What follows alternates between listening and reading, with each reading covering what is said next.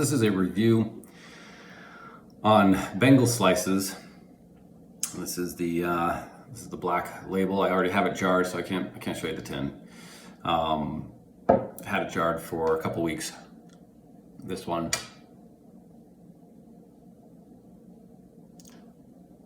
So it's an English blend. You know, a lot of people, I've seen reviews, I've read reviews where it has a history. It's not blended the same way that it used to be. But that happens with a lot of blends, I think. You know, whether it's the company goes and decides to merge. Interesting is to see how many times somebody will actually buy a recipe from someone else, and I think that part's gonna need to. Only because, you know, maybe this is just the Italian in me. Sometimes it's like, yeah, you might be able to get the recipe from someone else and it's the same ingredients, but something about the cook, you know what I mean? So I think sometimes there's something about the blender as well. But anyway, so with that said, so it is an English Balkan type blend. It's definitely been described as a lat bomb. It does have a lot of latakia in this, but it's a high quality latakia. It's very flavorful.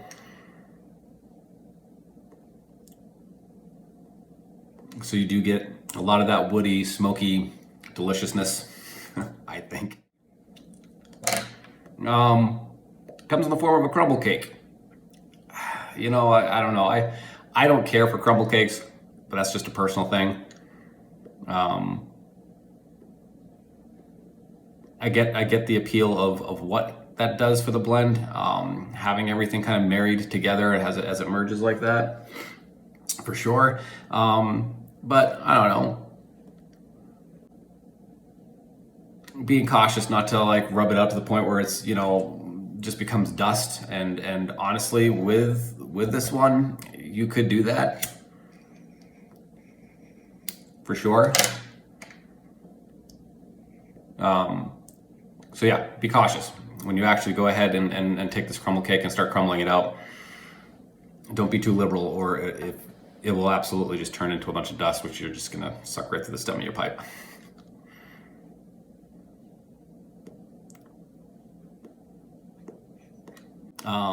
Great oriental flavor in this one, which I personally love. I mean, it's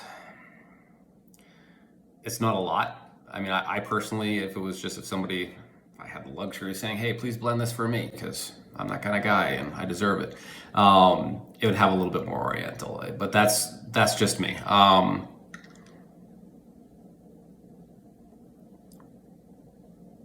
The Cavendish in this is not a lot.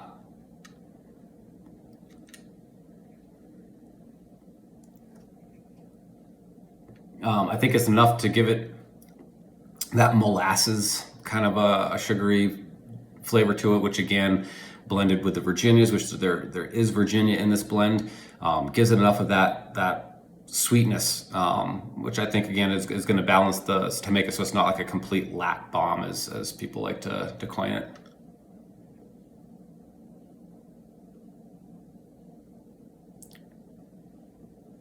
So it has that herbal component that you get with the Orientals that are in there for sure. So that part's nice. Definitely has like that.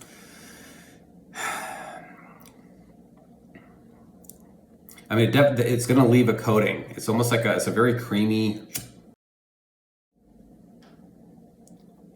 It's a very creamy feel to the smoke.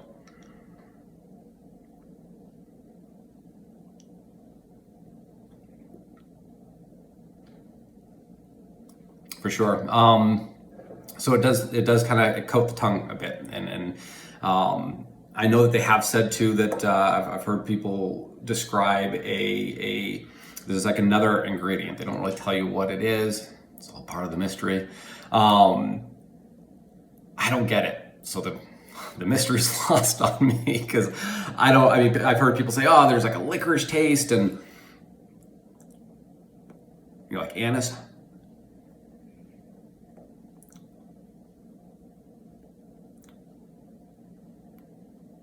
I've smoked this blend off and on.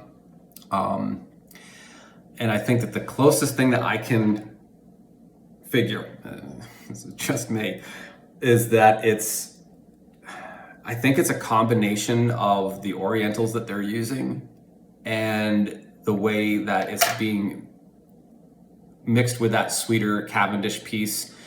And there is a bite, right? Like if you eat black licorice, if you have like, especially the old fashioned stuff, because it's made a lot different than, it does have that kind of tinge, that bite to it. Almost like that root beer bite. Just kind of going on flavor here. It has that kind of complexity to it. It has that kind of profile to it. And I think that is what is occurring.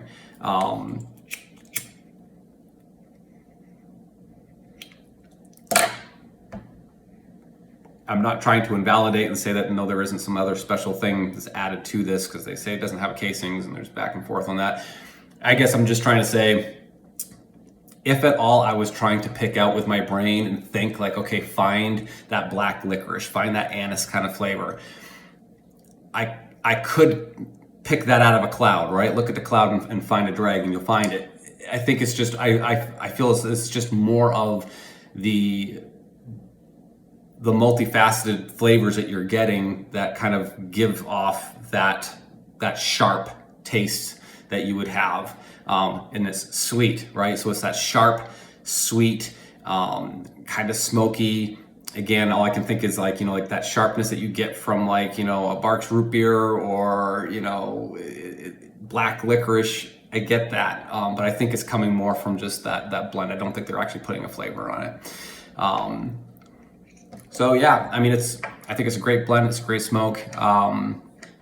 For this one, like if somebody was new to pipe smoking, or not even new to pipe smoking, but maybe they just, they're not really into English and they wanted to start getting into an English blend, I wouldn't suggest this one. I'm not saying that you need to be an extreme veteran of sipping pipes to be able to enjoy Bengal Slices. It's not that arrogant. I'm not trying to be ostentatious on it. I'm just saying that it's bold enough that there could be components to it that someone might be like, yeah, English isn't for me. And that would be sad, because this isn't necessarily a solid English. It does have a lot of complexities, which I think a lot of people enjoy. It is that complex component to it that makes it so that it has that appeal.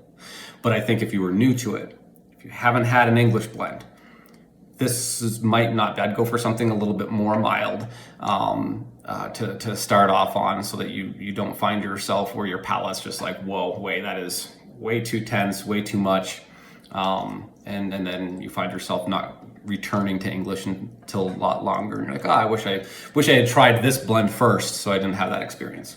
But yeah, so if you haven't tried it, Bengal Slices, it's definitely a very nice, very unique English Balkan / type blend. Again, I love a blend this busy, and this one is for sure.